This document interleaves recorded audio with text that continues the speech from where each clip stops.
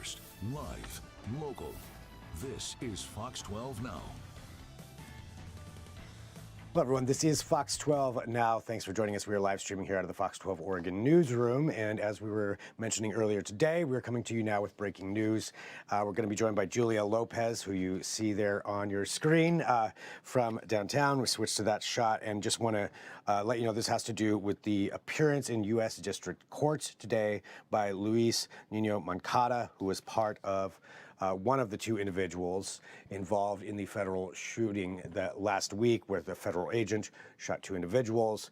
We found out a lot of information here over the last few days, but this was the appearance in court. And so Julia was there for this. And so everybody knows, too, for these district court appearances, we're not allowed to broadcast or report while those are going on. So Julia was there, and this is the first that we're going to get to hear about what actually transpired during that. But Julia, can you tell us just about this court appearance itself?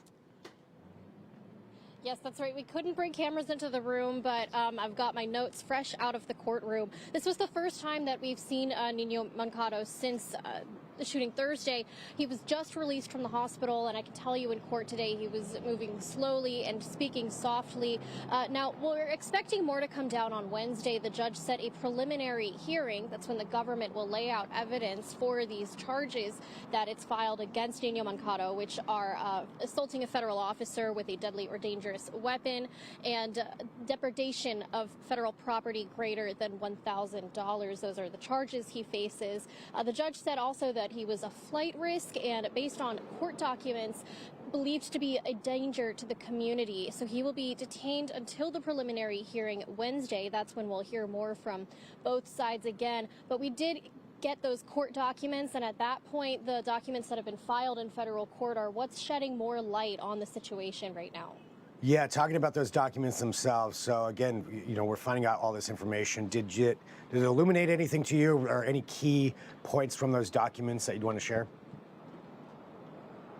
Well, I'm talking about the probable cause affidavit filed in federal court, written by an FBI special agent. That was one of the agents investigating the incident that's put together this document detailing the moments that the Customs and Border Protection officers say led up to the shooting. So at this point, that is the perspective we have, and a couple big things that did stand out from those documents. One, we learned that no one was in the Customs and Border Protection car that is at the center of this case. Nino Moncada is alleged to have purposefully caused damage to a Customs and Border Protection vehicle, and officers say that they feared for their life, and that is why they fired their weapons.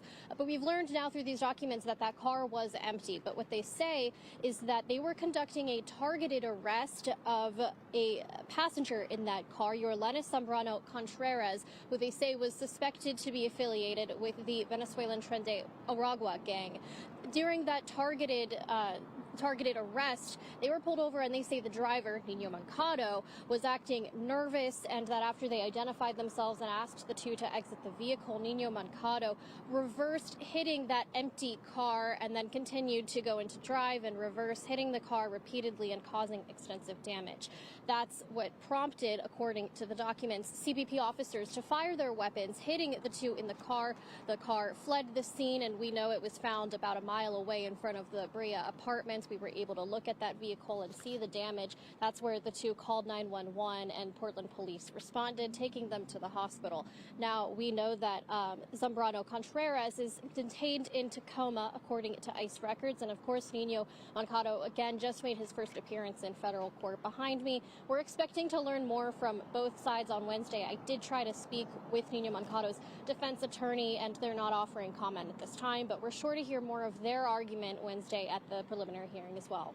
All right, yes, still a lot more information than revealed on that, and just kind of getting a better picture of what exactly transpired and knowing what to expect. So you mentioned Wednesday. Just to reiterate that again, was there a time, just to say that time again for everybody, or if we even have that for Wednesday?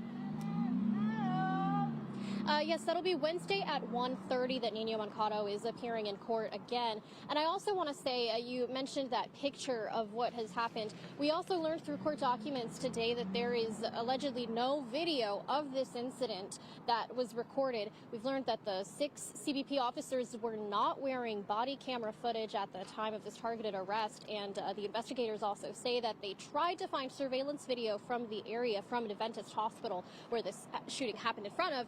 And they say that the cameras did not capture the event, and there is no footage of what went down.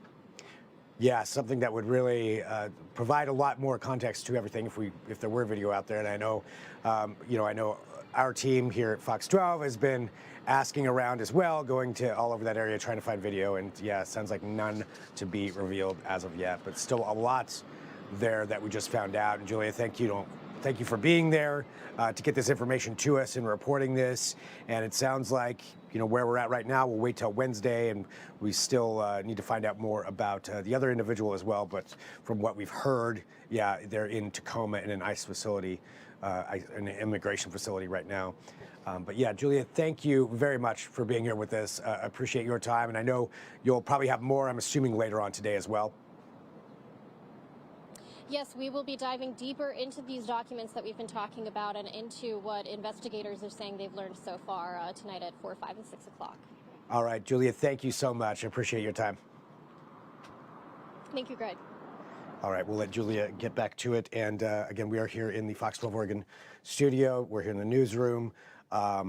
I'm Greg Nibbler. This is Fox 12 Now. This is what we can do is when we get breaking news and information like this, we can bring this to you right away. And that's what we can do because Julia was down there at this actual hearing. Now, we've got plenty more for you at kptv.com, including deeper dives into who each of these individuals are, more about their affiliation with Tren de Aragua, and everything that we've been able to gather on this situation there at kptv.com. But if there's more breaking news between now and 4 o'clock, I'll be here with you. Otherwise, our 4 p.m. news will take over.